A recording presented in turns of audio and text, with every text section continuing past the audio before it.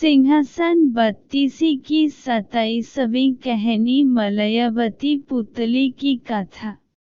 राजा भोज के मन में कैसे भी करके महाराज विक्रमादित्य के सिंहासन पर बैठने की लालच थी, लेकिन हर बार उनको सिंहासन में चिपकी हुई पुतली रोक लेती थी और उन्हें कहानी के माध्यम से महाराज विक्रमादित्य के गुणों के बारे में बताती थी, जो राजा भोज में नहीं थे, जिस कारण राजा भोज सिंहासन पर नहीं बैठ पाते थे। ऐसा करते करते 26 पुतलियों के द्वारा राजा भोज को रोका जा चुका था। राजभोज इस बार मन बन चुके थे कि कुछ भी वे सिंहासन पर बैठकर ही रहेंगे। जैसे ही वे सिंहासन की ओर बढ़े, हर बार के जैसे ही इस बार भी उन्हें पुतली ने रोक लिया।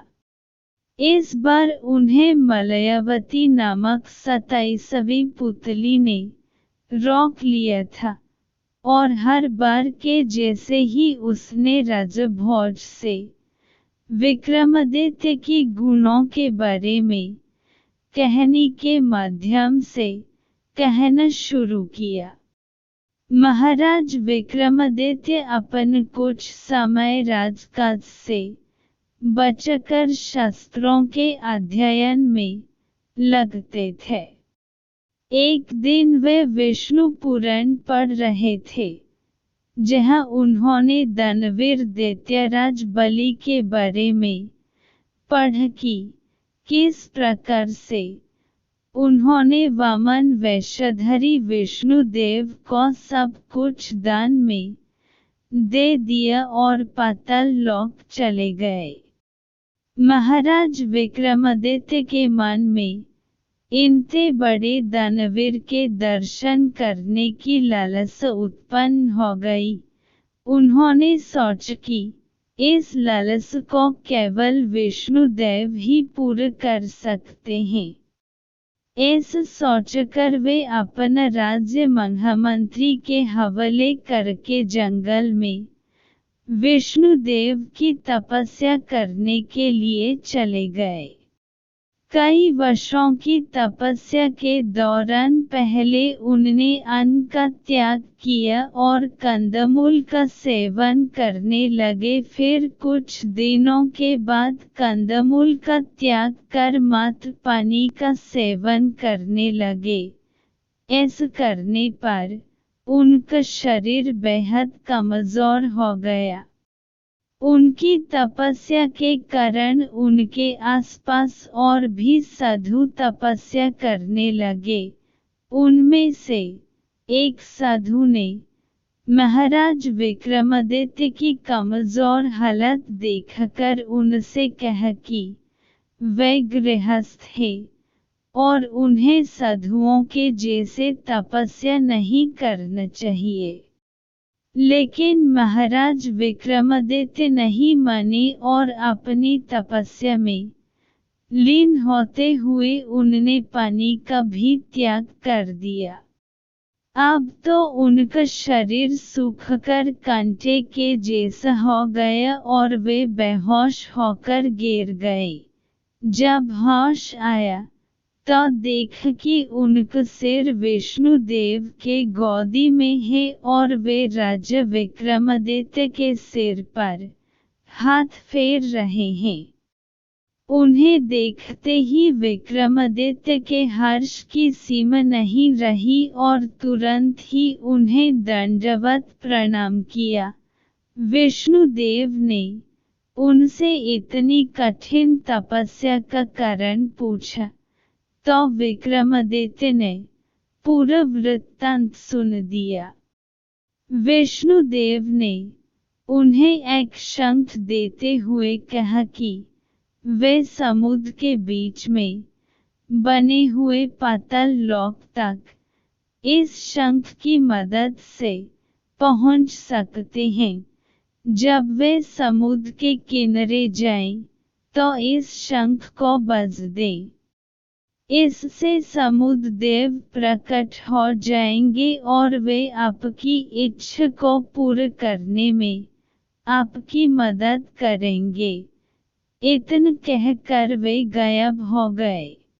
शंख और विष्णुदेव के दर्शन पाकर मन में प्रसन्नता का भाव लेकर में महाराज विक्रमादित्य समुद्र की ओर चले और समुद्र के किनारे पर जाकर उन्होंने शंख को फूंका, जिससे समुद्र देव प्रकट हो गए।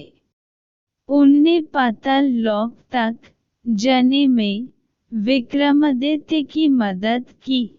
पाताल लोक में जब विक्रमादित्य राजा बलि के महल के बाहर पहुंचे, तो उन्हें द्वारपालों ने रोक लिया और वहां जाने का प्रयोजन पूछा।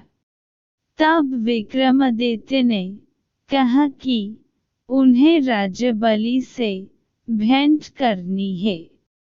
राजा बलि के पास जब यह संदेश गया, तो उन्होंने कहा कि वे अभी नहीं मिल सकते हैं। द्वारपाल ने बलि का संदेश विक्रमादित्य के पास पहुंच दिया। संदेश सुनकर विक्रमादित्य ने कहा कि मुझे राजा बलि से भेंट करनी है, नहीं तो मैं अपने प्राण त्याग दूंगा। इतना कहकर उन्होंने तलवार निकालकर अपनी गर्दन धड़ से अलग कर दी। जब यह बात राजा बलि तक पहुंची, तो उन्होंने अमृत भेजकर राजा विक्रमादित्य को फिर से जीवित करवा दिया और कहा कि ठीक है, वे महाशिवरात्रि को विक्रमादित्य से मिलने के लिए तैयार हैं। विक्रमादित्य ने सोचने शायद बलि बात को टालने की कोशिश कर रहे हैं, उनने फिर से यही बात कही कि मुझे दर्शन करवा दो, नहीं तो मैं अपने प्राण त्याग दूंगा। इतना कहकर एक बार फिर राजा ने अपनी गर्दन धड़ से अलग कर दी। इस बार फिर से अमृत छिड़क कर विक्रमादित्य को जीवित कर दिया और गया राजा बलि के पास ले जाया गया। तब बलि ने उनका स्वागत किया और आने का प्रयोजन पूछा, तो विक्रमादित्य ने विष्णु पुराण और उनके दान की पूरी बात उनसे कह दी। विक्रमादित्य की बात सुनकर बलि बहुत प्रसन्न हुए और उनकी खूब खातिर की।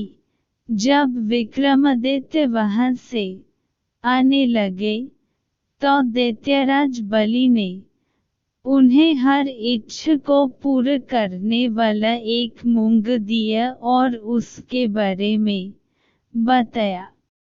मूंग लेकर महाराज विक्रमादित्य समुद्र पार कर अपने राज्य की ओर प्रस्थान कर गए।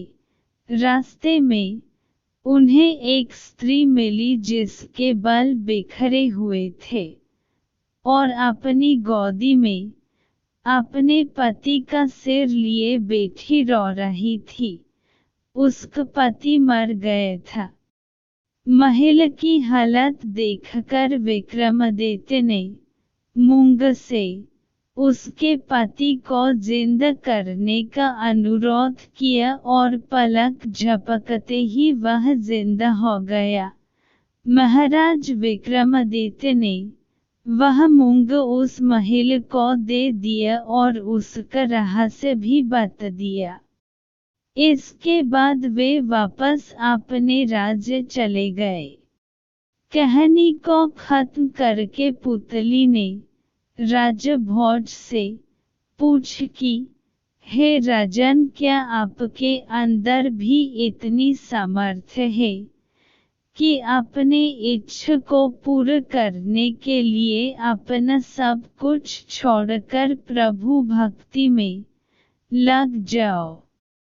राजा भोज कुछ न कह सके और 27वीं पुतली भी वहां से उड़कर चली गई। इसके बाद राजा भोज फिर से अपने महल की ओर चले गए।